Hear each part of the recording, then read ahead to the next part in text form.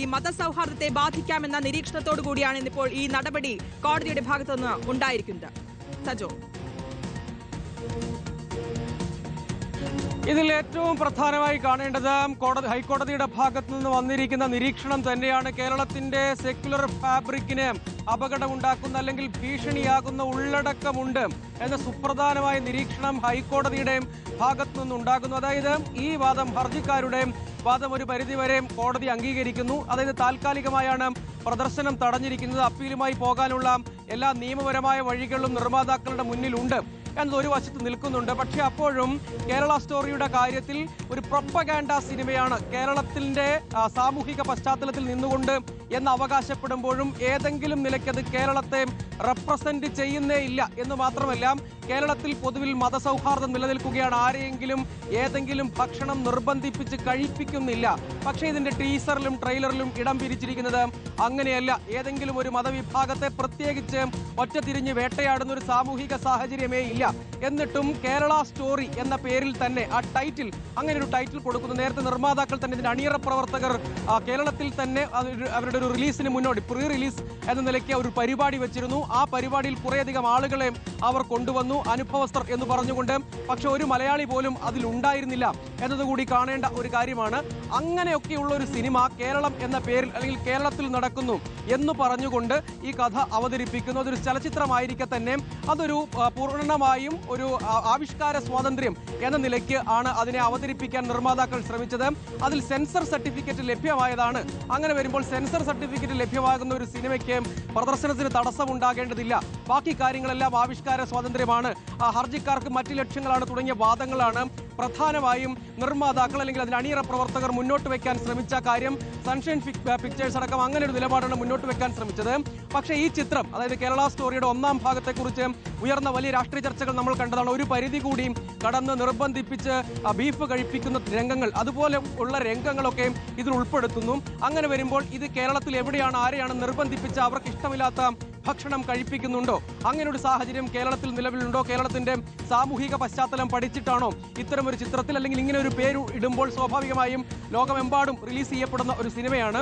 അങ്ങനെ വരുമ്പോൾ അങ്ങനെ ഒരു ചലച്ചിത്രത്തിൽ കേരളത്തിൽ ഇങ്ങനെ റെപ്രസെന്റ് ചെയ്യുക എന്നതിലൊരു പ്രധാനപ്പെട്ട പ്രശ്നമുണ്ട്. അത് കേരളത്തിന്റെ ഒരു സെക്യുലർ ഫാബ്രിക്കിനെ പുറത്ത് മറ്റിടങ്ങളിൽ വളരെ മോശമായി അവതരിപ്പിക്കുക അല്ലെങ്കിൽ വളരെ ദുരുദ്ദേശത്തോടു കൂടി അവതരിപ്പിക്കുക എന്നൊരു പ്രശ്നം അവിടെ നിൽക്കുന്നുണ്ട്. അതാണ് പ്രധാനമായും ഹർജിക്കാരടക്കം ചൂണ്ടിക്കാണിച്ചതെന്ന് മാത്രമല്ല, അത് വിവിധ സമൂഹങ്ങൾക്കിടയിൽ സ്പർദ്ധ വളർത്തുക എന്ന ലക്ഷ്യത്തോടെയുള്ള പ്രൊപ്പഗാൻഡ സിനിമ തന്നെയാണ്, അത്തരമൊരു ആസൂത്രിത പദ്ധതിയാണ് എന്ന വിമർശനമാണ് പ്രധാനമായും ഉയർന്നു വന്നത്. അത് ഹർജിക്കാർ കോടതിയിൽ ചൂണ്ടിക്കാണിച്ചതിന് പുറമെ സമൂഹത്തിന്റെ വിവിധ കോണുകളിൽ നിന്ന് കേരളത്തെ വളരെ മോശമായി ചിത്രീകരിക്കുക, ഈ ചിത്രം കാണുന്ന കേരളത്തിൽ വന്നിട്ടില്ലാത്ത, കേരളത്തെക്കുറിച്ച് അറിവില്ലാത്ത, കേരളത്തിന്റെ സാമൂഹിക പശ്ചാത്തലത്തെക്കുറിച്ചോ ഇവിടുത്തെ മതേതര സാമൂഹിക ജീവിതത്തെക്കുറിച്ചോ യാതൊരു ബോധ്യവുമില്ലാത്ത ആളുകൾ ഇങ്ങനെയെല്ലാം ആരെയെങ്കിലും വിശ്വാസപരമായ കാരണങ്ങൾ കൊണ്ട് ആരെങ്കിലും കഴിക്കാത്ത ഭക്ഷണമൊക്കെ നിർബന്ധിപ്പിച്ച് കഴിപ്പിക്കുന്നുണ്ട്, അല്ലെങ്കിൽ നിർബന്ധിച്ച് മതം മാറ്റുന്നുണ്ട് തുടങ്ങിയ കാര്യങ്ങളാണ്. സ്വാഭാവികമായും അത്തരം സംഭവങ്ങൾ ഉണ്ടെങ്കിൽ അത്തരം കേസുകളും ഉണ്ടാവേണ്ടതാണ്. അങ്ങനെ വരുമ്പോൾ ഇതിൽ ശരിയല്ലാത്ത രൂപത്തിലുള്ള ഒരു ചിത്രീകരണം സിനിമയുടെ ഭാഗമായി സംഭവിച്ചിരിക്കുന്നു എന്താണ് ഒരു പ്രധാനപ്പെട്ട പ്രശ്നം. അത് ഈ ഇങ്ങനെ താൽക്കാലിക സ്റ്റേ നൽകിക്കൊണ്ട് കോടതിയുടെ നിരീക്ഷണത്തിലും അത് കേരളത്തിന്റെ മതേതര സ്വഭാവത്തിന് അല്ലെങ്കിൽ അതിന്റെ സെക്യുലർ ഫാബ്രിക്കിന് ഭീഷണി ഉണ്ടാക്കുന്ന ഒന്നാണ് എന്ന് കോടതിയുടെ ഈ ഇതിൽ തന്നെ വിധി പ്രസ്താവത്തിന്റെ വിശദമായ ഭാഗങ്ങൾ പുറത്തു വരേണ്ടതുണ്ട്. അപ്പോൾ മാത്രമാണ് ഏതെല്ലാം കാര്യങ്ങൾ, ഏതെല്ലാം ഘടകങ്ങൾ കോടതി പരിഗണിച്ചു എന്നത് സംബന്ധിച്ച് നമുക്കും വ്യക്തത വരിക.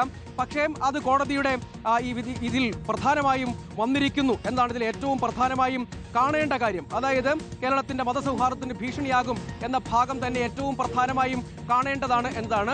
മറ്റേതെങ്കിലും നിലയ്ക്ക്, അതായത് പ്രധാനമായും ഊന്നാൻ കഴിയുക, സെൻസർ സർട്ടിഫിക്കറ്റ് ലഭ്യമായി കഴിഞ്ഞാൽ ഒരു ചിത്രം പ്രദർശിപ്പിക്കുന്നതിന് തടസ്സം ഉണ്ടാകേണ്ടതില്ലല്ലോ എന്ന വാദത്തെയും ആവിഷ്കാര സ്വാതന്ത്ര്യം എന്ന വാദത്തിലുമൊക്കെ പ്രധാനമായും ഊന്നുക, ഹർജിക്കാരെ മോറലി ആക്രമിക്കുക തുടങ്ങിയ കാര്യങ്ങളൊക്കെയാണ് പ്രധാനം. അല്ലെങ്കിൽ അവരുടെ താല്പര്യം ഈ സിനിമയ്ക്കെതിരായ ഹർജികൾക്ക് മറ്റു ലക്ഷ്യമുണ്ട് എന്ന നിലയ്ക്കുള്ള ഒക്കെയുള്ള വ്യാഖ്യാനങ്ങളാണ്, വാദമുഖങ്ങളാണ് നിർമ്മാതാക്കൾ ഉയർത്താനും ഉന്നയിക്കാനും ശ്രമിച്ചത്. പക്ഷേ ഇതൊരു സുപ്രധാന വിധിയായി ഉറപ്പായും കാണേണ്ടതാണ് എന്നാണ് ഇതിൽ ഏറ്റവും ശ്രദ്ധേയമായി കാര്യം പറയേണ്ടത്. കാരണം ഈ സിനിമ താൽക്കാലികമായി പ്രധാനമായെങ്കിലും, അതായത് നേരത്തെ അവർ വാദിച്ചപ്പോൾ പ്രധാനമായും ആവർത്തിച്ച് പറയാൻ ശ്രമിച്ചത് നിശ്ചയിച്ച തീയതിയിൽ റിലീസിംഗ് സാധ്യമായില്ലെങ്കിൽ സാമ്പത്തിക നഷ്ടമുണ്ടാകും എന്നതടക്കമുള്ള കാര്യങ്ങൾ അവർ ആവർത്തിച്ച് ചൂണ്ടിക്കാണിച്ചിരുന്നു. ഇനിയിപ്പോൾ അപ്പീലുമായി പോകാനുള്ള വഴി അവരുടെ മുൻപിൽ സ്വാഭാവികമായും ഉണ്ട്. ഈ ഇടക്കാല സ്റ്റേ നീക്കി പ്രദർശനത്തിന് അനുമതി നൽകണം എന്നാവശ്യപ്പെട്ടുകൊണ്ട് ഉറപ്പായും കോടതിയെ സമീപിക്കാവുന്നതാണ് എന്നത് പ്രധാനപ്പെട്ട കാര്യമാണ്. പക്ഷെ അപ്പോഴും ഈ കാര്യത്തിൽ വളരെ നിർണായകമായ ഒരു ഉത്തരവുണ്ടായിരിക്കുന്നു. അതായത് ഇനിയിപ്പോൾ മേൽക്കോടതിയിൽ നിന്നോ ഡിവിഷൻ ബെഞ്ചിൽ നിന്നോ അനുകൂലമായ ഉത്തരവ് നേടാതെ ഏതെങ്കിലും നിലയ്ക്ക് പ്രദർശനവുമായി മുന്നോട്ട് പോകാൻ കഴിയില്ല എന്നൊരു നില സൺഷൈൻ പിക്ചേഴ്സിന് ഇനി എന്ത് ചെയ്യും, അല്ലെങ്കിൽ എന്തായിരിക്കും ഇനി നീക്കം എന്നുകൂടി അറിയേണ്ടതുണ്ട്. ശ്യാം ദേവരാജിലേക്ക് വീണ്ടും പോവുകയാണ്. ശ്യാം, ഇനിയുള്ള നീക്കം എന്തായിരിക്കും എന്നുള്ളതാണ്. ഇനി അപ്പീൽ നൽകാനുള്ള ഒരു സാധ്യത, ഒപ്പം അതിന് സെൻസർ ബോർഡ് ഇനി കണ്ടതിന് ശേഷം തീരുമാനിക്കാമെന്ന് പറയുമ്പോൾ ഇതൊരു ഇടക്കാല ഉത്തരവാണ്. അപ്പോൾ സെൻസർ ബോർഡ് കണ്ടതിന് ശേഷം ഉണ്ടാകാനുള്ള സാധ്യത എത്രത്തോളം ഉണ്ട്? റിലീസ് അടക്കമുള്ള കാര്യങ്ങളിലേക്ക് സാധ്യത എത്രത്തോളം ഉണ്ട്? എന്താണ് ഇനിയുള്ള മുന്നിലുള്ള സാധ്യതകൾ?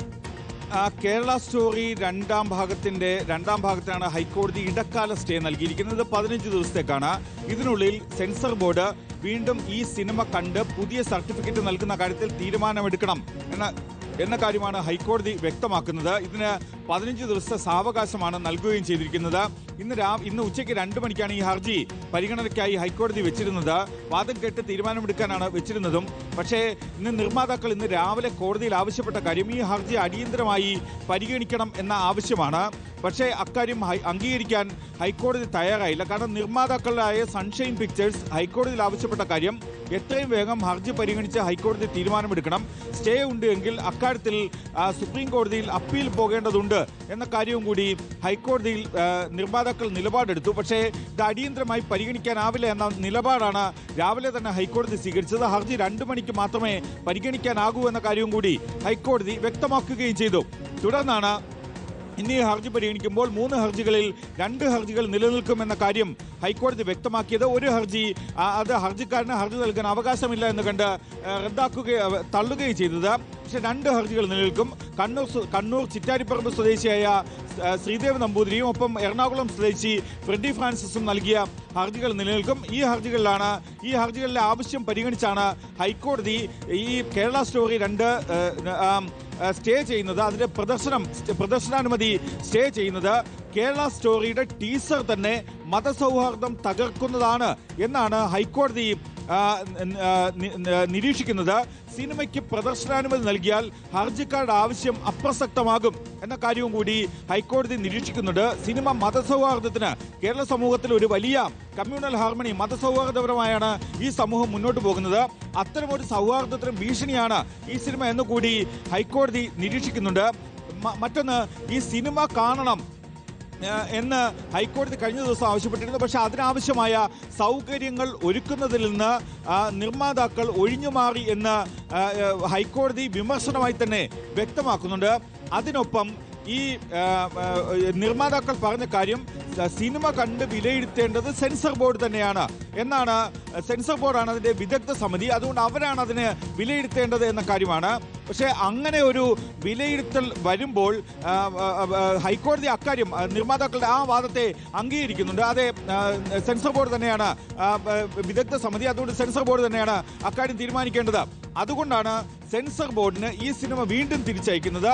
15 ദിവസത്തിനുള്ളിൽ ഈ സിനിമ കണ്ട് വീണ്ടും തീരുമാനമെടുക്കണമെന്ന് സെൻസർ ബോർഡിനോട് ആവശ്യപ്പെടുന്നത്.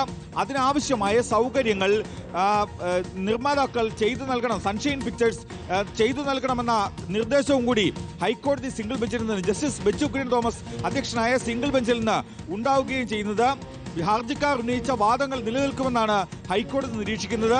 ഇതിൽ രാവിലെ തന്നെ നിർമ്മാതാക്കൾ ആവശ്യപ്പെട്ടത് സ്റ്റേ ഉണ്ട് എങ്കിൽ അപ്പീൽ പോകാൻ സമയം ആവശ്യമാണ്. കാരണം ഇതിൽ നാളെ ഒരു ദിവസവും കൂടി മാത്രമാണ് ഈ നിർമ്മാതാക്കളുടെ മുന്നിലുള്ളത്. കാരണം സുപ്രീം കോടതി അതിന്റെ പ്രവൃത്തി ദിവസമായിട്ടുള്ളത് 28-ാം തീയതി മുതൽ സുപ്രീം കോടതി അവധിയിലേക്ക് കടക്കുകയാണ്. ഏതാണ്ട് 9 ദിവസം നീളുന്ന അവധിയിലേക്ക് കടക്കുകയാണ്. അതായത് അടുത്ത ആഴ്ച അപ്പീലുമായി പോകാനാവില്ല. ഇന്ന് തന്നെ അപ്പീൽ നൽകുകയും അത് സുപ്രീം കോടതി നാളെ പരിഗണിക്കുകയും വേണം. അതുകൊണ്ടാണ് ഇന്ന് അപ്പീൽ നൽകുന്ന കാര്യത്തിലേക്ക് നിർമ്മാതാക്കൾ എത്തുന്നത്. നിർമ്മാതാക്കൾ ഒരുപക്ഷെ ഇന്ന് തന്നെ അപ്പീൽ നൽകിയേക്കും, ഇന്ന് തന്നെ അപ്പീൽ നൽകും, സുപ്രീം കോടതിയിൽ നൽകും. അങ്ങനെ ആ അപ്പീൽ നൽകുമ്പോൾ ആ അപ്പീൽ നാളെ പരിഗണിക്കണമെന്ന് ആവശ്യപ്പെടുകയും ഈ സ്റ്റേ നീക്കണം എന്ന നിർദ്ദേശം, അത്തരമൊരു ആവശ്യം ഉന്നയിക്കുകയും ചെയ്യും എന്ന കാര്യം ഉറപ്പാണ്. ഇതിൽ നാളെ സുപ്രീം കോടതിയിൽ നിന്ന് ഒരു ആശ്വാസം ഉണ്ടായിട്ടില്ല എങ്കിൽ അത് നിർമ്മാതാക്കളെ സംബന്ധിച്ച് തിരിച്ചടിയാണ്. സുപ്രീം കോടതിയിൽ ഇത്തരം ഒരു അപ്പീൽ നൽകണം. ഇടക്കാല ഉത്തരവിനെതിരെ അപ്പീൽ നൽകണം. അപ്പീലിൽ സുപ്രീം കോടതി തീരുമാനമെടുക്കണം. എന്തെങ്കിലും ഒരു സ്റ്റേ ഉൾപ്പെടെയുള്ള തീരുമാനമെടുക്കണം. എങ്കിൽ മാത്രമേ അതിലെന്തെങ്കിലും ഒരു ആശ്വാസം നിർമ്മാതാക്കളെ സംബന്ധിച്ച് ഉണ്ടാവുകയുള്ളൂ. പക്ഷേ നിർമ്മാതാക്കൾക്ക് നിലവിലെ സാഹചര്യത്തിൽ ഇത് കനത്ത തിരിച്ചടിയാണ്. കേരള സ്റ്റോറിയുടെ റിലീസ് ഹൈക്കോടതി തടഞ്ഞിരിക്കുന്നു. ഹൈക്കോടതി സിംഗിൾ ബെഞ്ച് തടഞ്ഞിരിക്കുന്നു. കാരണം ഇത് മതവിദ്വേഷം പ്രചരിപ്പിക്കുന്ന സിനിമയാണ്. പ്രത്യേകിച്ച് മുസ്ലിം മതവിഭാഗത്തിന് എതിരായിട്ടുള്ള ഒരു സിനിമയാണ്. നിർബന്ധിച്ച് ബീഫ് കഴിപ്പിക്കുന്നു എന്നടക്കമുള്ള ആക്ഷേപങ്ങൾ ഈ ടീസറിൽ കാണുന്നത് തന്നെ സിനിമയിലും ഉണ്ടാകും എന്ന് കരുതേണ്ടി വരുമെന്നാണ് ഹൈക്കോടതി നിരീക്ഷിക്കുന്നത്.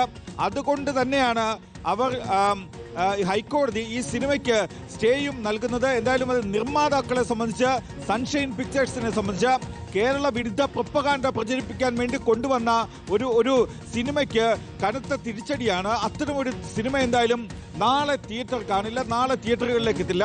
രാജ്യമാകെ 1800 തിയേറ്ററുകളിലേക്ക് പ്രദർശനത്തിന് എത്തിക്കാനായിരുന്നു നിർമ്മാതാക്കളുടെ തീരുമാനം. അതിനാവശ്യമായ എല്ലാ സജ്ജീകരണങ്ങളും അവർ ചെയ്യുകയും ചെയ്തിരുന്നു. പക്ഷേ നാളെ ഈ സിനിമ തിയേറ്ററുകളിലേക്ക് എത്തില്ല. നാളെ തിയേറ്ററുകളിലേക്ക് എത്താതിരിക്കാൻ വേണ്ടിയാണ് ഹൈക്കോടതി ഈ സിനിമ സ്റ്റേ ചെയ്യുകയും ചെയ്യുന്നത്.